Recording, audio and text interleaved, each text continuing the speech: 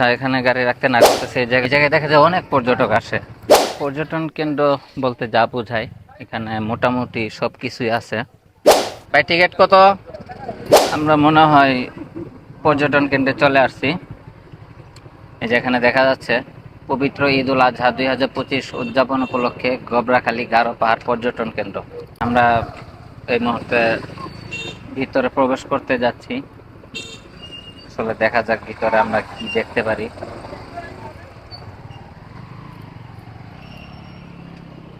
এটা হচ্ছে পর্যটন কেন্দ্রের গেট।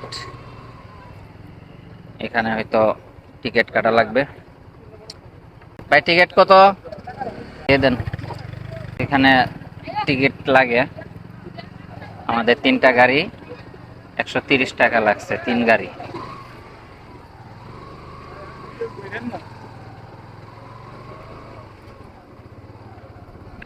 এই জায়গায় দেখা যায় অনেক পর্যটক আসে। তো আমরা এই জায়গায় গাড়িটা পার্কিং করব। ছায়া কোথায় আছে? আচ্ছা, এখানে গাড়ি রাখতে না করতেছে, এই জায়গায় অনেক রোদ, অনেক গরম। তো আমাদেরকে ওই সাইডে ছায়া আছে, সেই জায়গায় গাড়ি রাখতে বলতেছে। ওইদিকে ওইদিকে ওইদিকে, এই পাশে ছায়া কোথায়?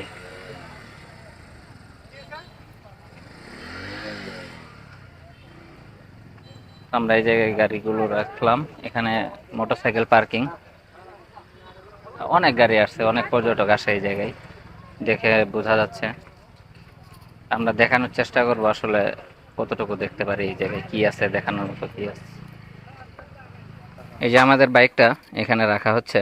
এই যে এখানে আনসার ভাই, তিনি সাইন করে দিছে। এই তো। তোমার গাড়ি কোনটা? এটা? এই তো আমাদের 2টা গাড়ি এখানে রাখা হয়েছে। আর এই যে এই এই লোকটা, আমি একটা টিস্যু কিনি নাই, এই লোকটার কাছে একটা টিস্যু চাইছি, সে আমাকে একটা টিস্যু দিচ্ছে না।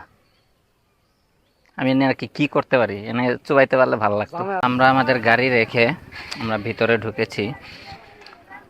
তো পর্যটন কেন্দ্র বলতে যা বোঝায়, এখানে মোটামুটি সব কিছুই আছে।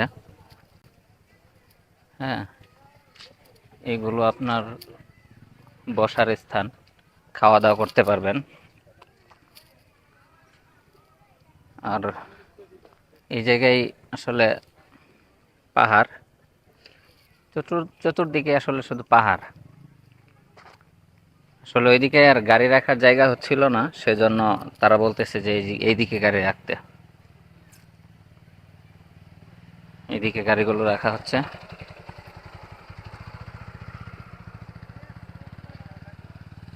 আসলে পাহাড় ছাড়া দেখার মতো আমার মনে হয় না এখানে কিছু আছে, শুধু পাহাড়। আর পর্যটন কেন্দ্র, আপনি বসার জন্য যে যে স্থান রাখার জায়গা আছে, আপনি বসতে পারবেন এসব জায়গায়।